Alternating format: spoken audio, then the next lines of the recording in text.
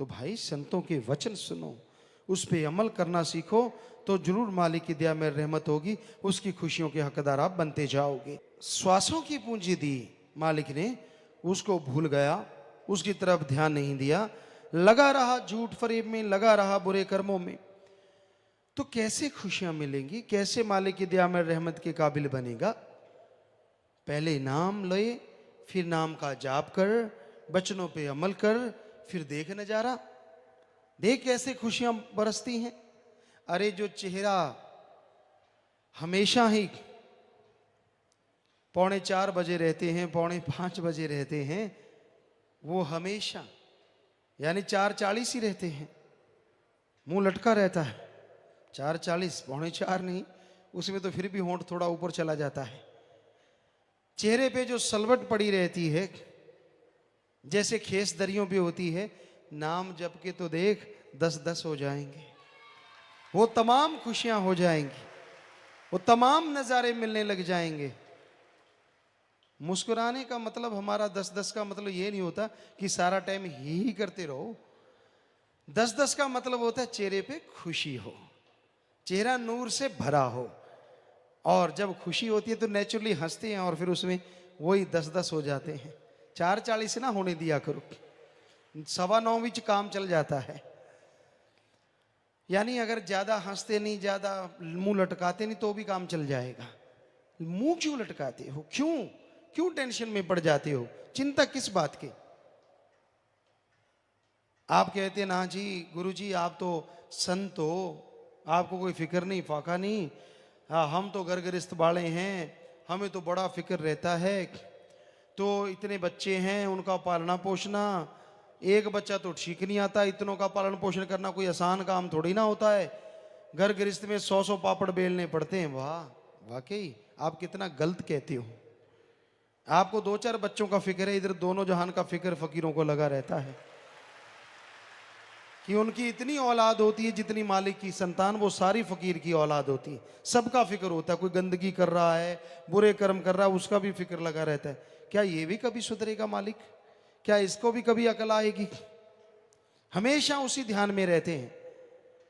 अरे घर गृहस्थ का फिक्र है तो क्या हुआ, राम नाम दे दिया, मेहनत करो, कमाई करो, हक हलाल की रोजी रोटी खाओ, टेंशन आएगी दृढ़ विश्वास रखो, टेंशन ऐसे उड़ जाएगी जैसे गधे के सिर से सींग, पता ही नहीं चलेगा कि टेंशन थी भी। वचन तो मानो, अमल तो करो। जब अमल नहीं करते, चाहे गृहस्थी हो चाहे त्यागी तपस्वी, हाल बुरा ही होता है। तो बताना फर्ज है हमारा, आगे मानना ना मानना आपकी मर्जी है। तो देश अपना छोड़कर काल देश में जा लिए, काल ने पीछे है तेरे 5 चोर लगा दिए, चोर तो एक ही बड़ा, 5 से क्या बच पाएंगे। एक चोर लग जाए तो वो चोरी करके हटता है, जीव का सामान लूट लेता है, साजो सामान चला जाता है। लेकिन यहां तो 5 लगा दिए, काम वासना क्रोध लोभ मोह अहंकार, 5 हैं और दिखते नहीं है। एक चोर होता है जो दिखता है, तो वो उसको पकड़ा जा सकता है कि हाँ भाई ये दिख रहा है, इसको पकड़ लो। लेकिन ये तो दिखते ही नहीं और चोरी करते हैं, दिन रात आपके कीमती श्वासों को लूटते रहते हैं, बर्बाद कर रहे हैं आपको। काम वासना का ख्याल आ गया तो सारा दिन उसी में, ऐसे वैसे फलां स्कीमें बुराइयां, क्या रिश्ते नाते, किसी को नहीं छोड़ता। क्या बाप है, क्या माँ है, क्या बहन है, क्या भाई है, क्या दादी, क्या दादा, कोई चीज नहीं छोड़ता ये गंदा चोर। जब काम वासना छा जाए आदमी गिरता ही जाता है, गिरता ही जाता है, गिरता ही जाता है, कहीं कोई स्टेज नहीं रुकने की, कामी कीड़ा बन जाता है। फिर क्रोध आ जाए, उसमें भी पता नहीं क्या से क्या कर दे, अपनों का बुरा करता है, अपने को अपशब्द कहता है जो कभी भुलाई नहीं जा सकते। फिर लोभ है, लोभ में लोग क्या नहीं कर देते। लोभ लालची आज सच को छोड़ के बुराई की तरफ जाने का कारण बनती जा रही है। फिर है मोह ममता, उसमें लोग पड़ जाते हैं, परिवारों में पड़ जाते हैं। जैसे आपको अभी जिक्र किया था कि आप सुमरण कर लो, संत के वचनों पे अमल कर लो, नेचुरली परिवारों का मालिक भला करेंगे ही करेंगे, ये झूठ कैसे हो सकता है। लेकिन वो नहीं करना, टेंशन चिंता परेशानी वो करते रहना जिससे आपका भी नुकसान और उन परिवारों का भी नुकसान, फायदा किसी का भी नहीं। तो इस तरह मोह ममता मारता है। फिर अहंकार है, अहंकार तो भाई फिर आजकल किस में नहीं है। जरा सी बात कह के देख लो, उल्टे बिच्छू की तरह आते हैं, बात ही नहीं सुनते। अहंकार में मुझे सब पता है, मैं सब जानता हूं, मुझे सब मालूम है, इत्यादि इत्यादि। तो इनके ऊपर मन और माया जो बुरी तरह से जीव को भरमा रहे हैं। तो इन सब से बचने का एकमात्र उपाय सत्संग सुन के अमल करो, नाम लो, नाम जपो, तो इन बीमारियों से बच सकते हो, तो बुराइयों से बच सकते हो। देश मेरा कौन है, जीव को यह खबर नहीं, दुर्लभ जन्म मिला इन्हें, इसकी कोई कदर नहीं। सत्संग में चलकर आओगे, संत तुझे समझाएंगे, संत तुम्हें समझाएंगे।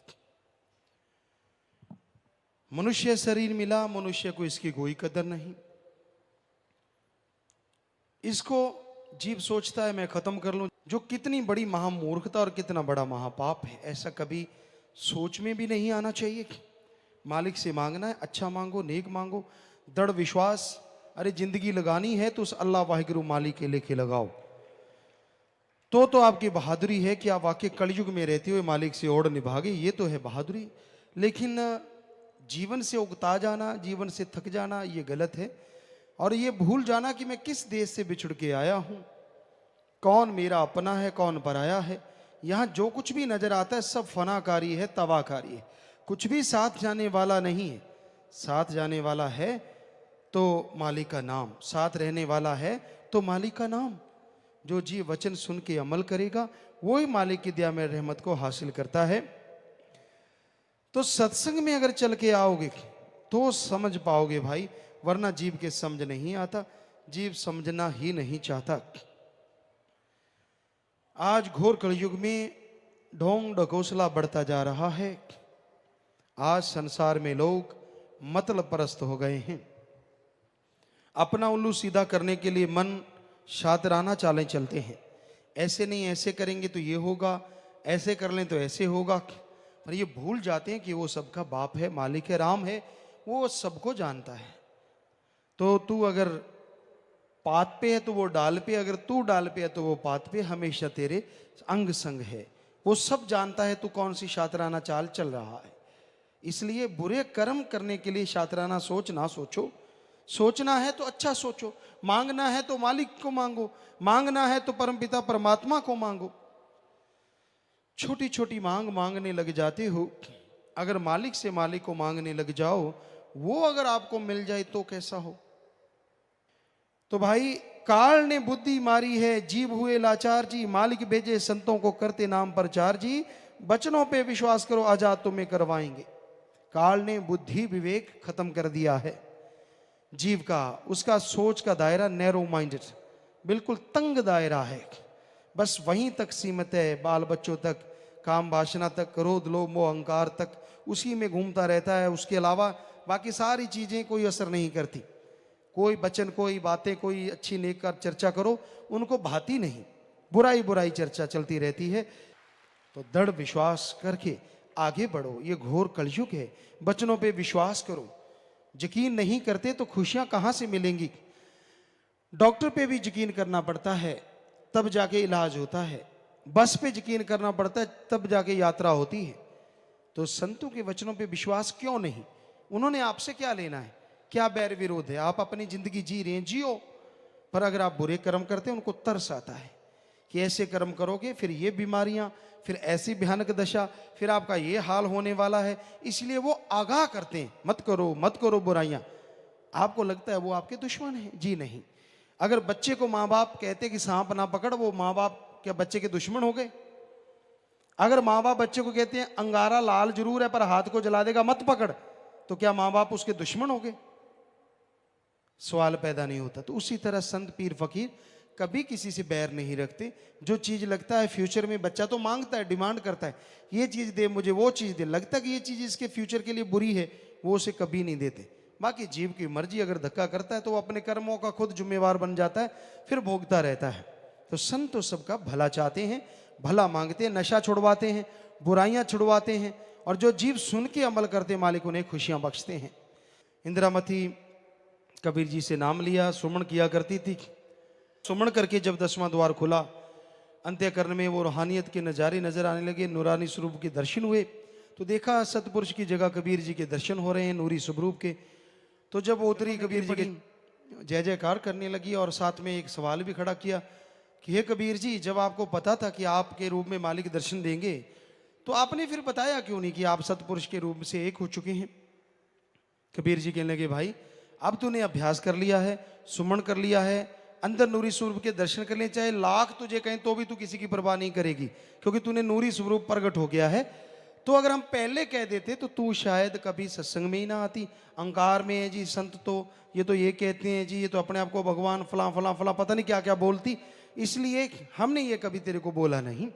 तो कहने का मतलब, जो अभ्यास करता है जीव, नाम जपता है चाहे सपने में, जब तक कि रूहानी नूरानी स्वरूप के दर्शन नहीं हुए, या फिर वैसे सुमन के टाइम में, या कई बार जहरा तौर पे मालिक जिस स्वरूप में दर्शन देता है वो गुरु संत पीर फकीर पूर्ण होते हैं, मालिक उन्हें अपने रूप में भेजते हैं। सो उस पर अमल करो, दृढ़ विश्वास भी आता है और बेइंतहा खुशियां भी हासिल हो जाती हैं जी।